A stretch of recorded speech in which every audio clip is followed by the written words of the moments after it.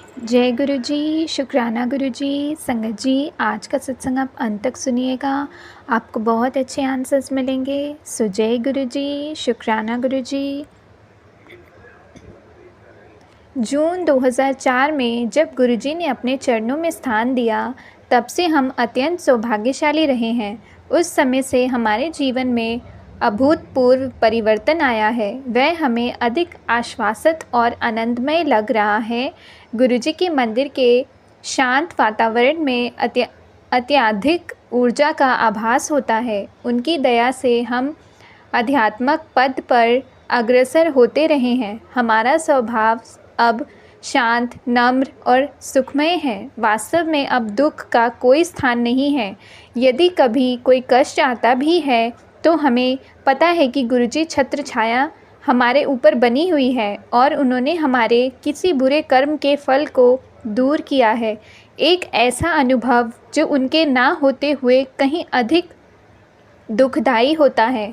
गुरुजी की संगत के साथ एक अनूठा बंधन है जिसमें हम अपने आप को एक बड़े परिवार का सदस्य समझते हैं। हमारे स्वाभिमान का स्थान अब नम्रता ने ग्रहण कर लिया है। हमें संगत से वार्तालाप करना अच्छा लगता है क्योंकि इस प्रकार हम गुरुजी के बारे में और बहुत कुछ जान रहे हैं। सीख के इन अनुभव के साथ इस बड़े परिवार में और सदस्यों के साथ पारस्परिक प्रेम भी बढ़ता है। सत्संगों को सुनकर हमें पता लगा कि गुरुजी को अपने कष्ट बताने की भी आवश्यकता नहीं है। एक हार्दिक प्रार्थना से ही महापुरुष की कृपा हो जाती है। हमें ये भी आभास हो गया है कि गुरुजी से कुछ विनती करने की आवश्यकता नहीं है। इस प्रकार वह आशा भले ही पूर्ण कर दें। संभव है कि वह सबसे अच्छी ना हो। सर्वोत्तम संतुष्टि और आनंद तब मिलते हैं जब गुरुजी स्वयं कुछ प्रदान करें। इस ज्ञान के प्रतिकूल जब भी हम दुविधा में होते हैं, हम गुरुजी से कुछ मांग बैठते हैं क्योंकि हम मनुष्य ही हैं। गुरुजी वह आकांक्षा पूर्ण भी कर देते हैं। मेरी पत्नी, हमारे पुत्र और मैंने गुरुजी के पास जाना एक साथ आरंभ किया था। मेरी पत्नी और पुत्र को शीघ्र ही गुरुजी में विश्वास हो गया था। मेरा संशय बना रहा। जब हम गुरुजी के पास दूसरी या तीसरी बार ही गए होंगे, मैंने मन ही मन गुरुजी को कहा, मैं आपको तब गुरु मानूंगा जब आप चंडीगढ़ में एक व्यापारी के पास अटके हुए मेरे 5 लाख रुपए वापस दिला देंगे। परंतु कुछ और दिन संगत में आने के बाद मुझे लगा कि गुरुजी के सामने केवल कुछ धन के लिए ऐसी शर्त रखकर मैंने बहुत बड़ी भूल कर दी थी। मैं फिर उनसे विनती कर क्षमा याचना करने लगा और कहने लगा कि इस धन के लिए मुझे आपकी सहायता नहीं चाहिए। एक सप्ताह के पश्चात जब मैं बेंगलोर में था, मुझे उस व्यापारी का फ़ोन आया। उसने कहा कि वह पैसा वापस दे देगा और साथ में 3000 रुपये ब्याज भी देगा। गुरुजी महान है। प्रारंभिक दिनों में जब भी हम मंदिर जाते थे, मेरी पत्नी और मेरे पुत्र को उनकी तीव्र सुगंध आती थी, पर मुझे नहीं। संभवतः मैं गुरुजी में इतना विश्वास नहीं करता था। 1 महीने के पश्चात रात को शैया पर लेटे हुए मैं सामने गुरुजी का चित्र देख रहा था। उनके बारे में सब अति सुंदर सत्संग सुनने के पश्चात भी उनमें संशय के भाव रखने के लिए मैं क्षमा याचना कर रहा था और मन ही मन उनका सच्चा भक्त बनने का वचन ले रहा था। इससे पहले मैंने कभी इतनी निष्कपट प्रार्थना नहीं की होगी। अचानक मेरे तकिए से उनकी तीव्र सुगंध आई, जिसकी पुष्टि मेरी पत्नी ने भी की। अति उदार गुरुजी ने मेरी प्रार्थना सुन ली थी और मैं उनका सच्चा सेवक बन गया था। उसके बाद मैंने कभी भी पीछे मुड़कर नहीं देखा। मेरे गुरुजी महान हैं। मेरा बेटा समर नाविक है। वह अपने जहाज पर चला गया था। गुरुजी अक्सर मेरी पत्नी से उसकी कुशलता पूछते रहते थे। एक शाम को हम गुरुजी के मंदिर में थे। गुरुजी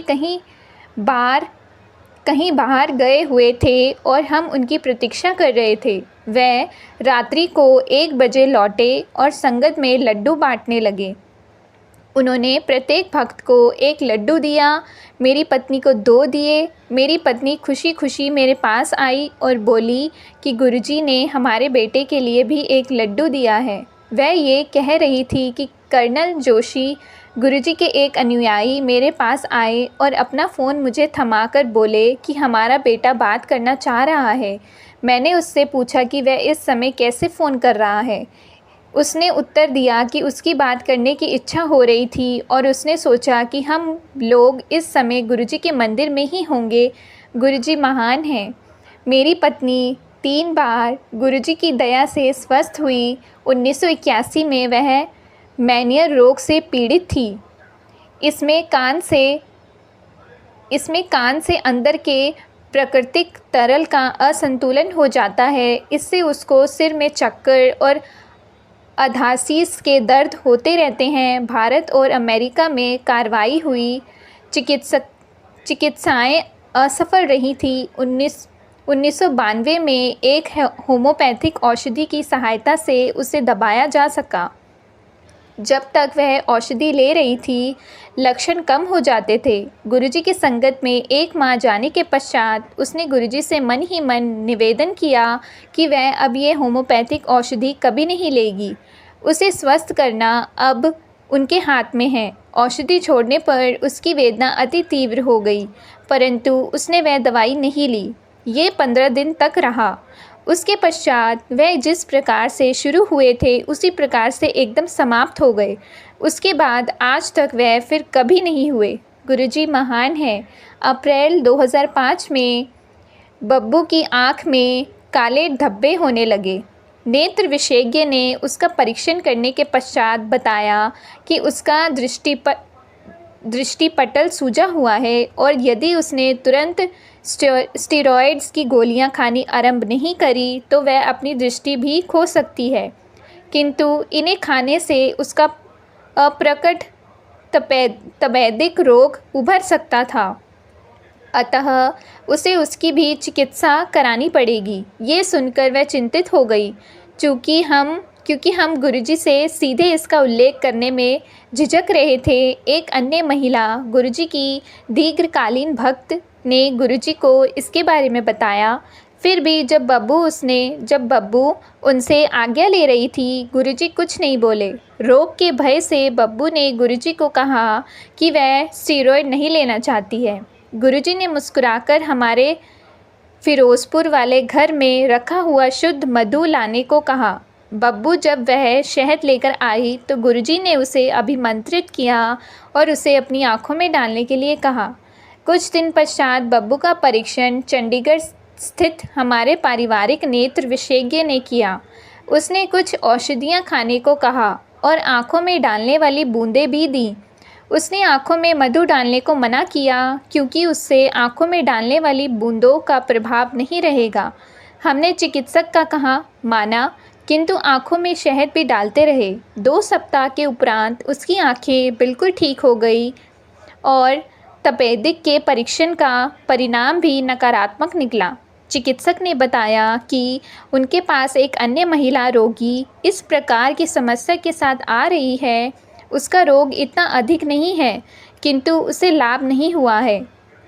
बब्बू का उदाहरण तो वास्तव में चमत्कार है। उसने बब्बू से पूछा कि क्या वह भगवान में विश्वास करती है, क्या इसमें कोई शंका थी।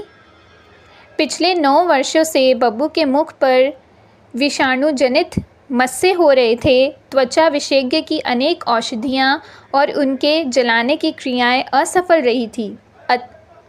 उसकी चिकित्सा गुरुजी के ही एक अन्य भक्त डॉक्टर DR चौहान ने मार्च 2005 में की। 1 सप्ताह में ही कभी फिर वापस ना होने के लिए वह सब लुप्त हो गए। दिसंबर 2006 में चंडीगढ़ में एक चौराहे पर 80 किलोमीटर के वेग से आती हुई एक एम्बेसडर गाड़ी ने हमारी जेन गाड़ी पर किनारे से आकर टक्कर मारी। हमारी गाड़ी 4 फुट दूर चली गई। उसके दरवाजे, खिड़कियां, मडगार्ड, सामने का शीशा, यहाँ तक कि गाड़ी का यंत्रों वाला हिस्सा भी टूट गया। इतनी ज़ोर से दुर्घटना होने के बाद भी हम चारों सुरक्षित बाहर निकल आए। गाड़ी को ठीक कराने के लिए मुझे कुछ धन व्यय नहीं करना पड़ा क्योंकि एम्बेसडर गाड़ी के स्वामी ने पूरा पैसा दिया। ये सब केवल गुरुजी की दया से ही संभव हो पाया।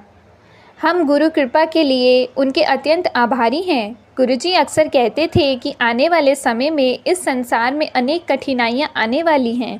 कोई किसी की सहायता नहीं करेगा, चाहे वह उसका अति घनिष्ठ संबंधी, भाई, बहन या कोई अन्य ही क्यों ना हो। केवल गुरुजी की संगत के इस परिवार में ही सुख, शांति और चैन मिल पाएगा। कहने की आवश्यकता नहीं है कि हम उनकी संगत के सदस्य होकर उनकी दया के पात्र बनकर सौभाग्यशाली हैं। ओम नमः शिवाय। गुरुजी सदा सहाय। सो जय गुरुजी, शुक्राना गुरुजी। उपदेश पहला। जे करम चंगे ने सब कुछ लवो, कोई मनाई नहीं है। दूसरा उपदेश, कदे भी मन्नता नहीं मंगते। तीसरा उपदेश, एक बार एक छोटे पाठी गुरुद्वारे में ग्रंथ साहिब का पाठ करने वाले ने गुरुजी से कहा कि उसकी ज़िंदगी में कुछ भी ठीक नहीं है, पैसे नहीं है। गुरुजी ने जवाब दिया, जद लोका दे पाठ पढ़दा है किन्ने सफ़े पलट जांदा है। जब लोगों के लिए पाठ पढ़ता है तो कितने पन्ने बिना पढ़े पलटता है। पाठी लोगों के लिए पाठ पढ़ता था तो बीच में कई पन्ने बिना पढ़े ही पलट जाता था। फिर गुरुजी ने हमारी तरफ देखा और कहा, आपे पाठ कितना करो, यानी पाठ अपने आप करना चाहिए, किसी दूसरे के ऊपर निर्भर नहीं रहना चाहिए। चौथा उपदेश, लोकी पुत्र मंगदे ने, जे मेंटल रिटायर्ड पैदा हो जावे ता। पांचवा उपदेश, जे तू फील करदी है कि कोई तेरे बारे की कहंदा है ਤਾਂ तू ਉਹਦੇ कंट्रोल विच हो गई, अपने कंट्रोल इच होना सीख।